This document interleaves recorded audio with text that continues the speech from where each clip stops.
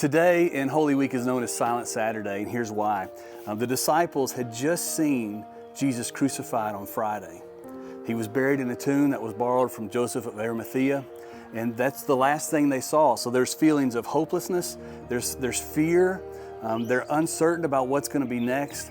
They're just really unclear of what God is going to do, or is He doing anything? Have they just given their lives away to something that wasn't even true? But what we know about God is that God's silence is not God's absence.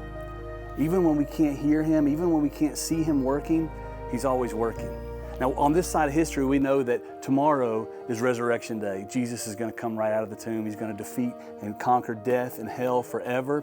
We know that, but the disciples at this point, they didn't know that. They just felt this hopelessness and this fear.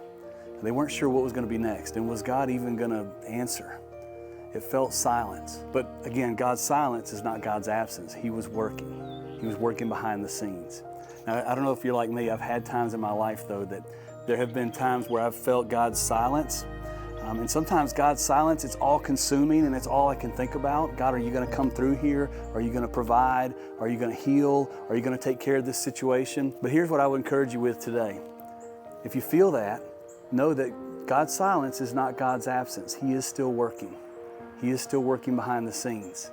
You're going to see great things happen. You just keep trusting Him. You keep depending on Him. I love in Philippians where we're told, and Paul says, I'm confident of this, that He who began a good work in you, and God has begun a good work in you, He will carry it on to completion until the day of Christ Jesus. He is working. You keep trusting Him. You keep following Him.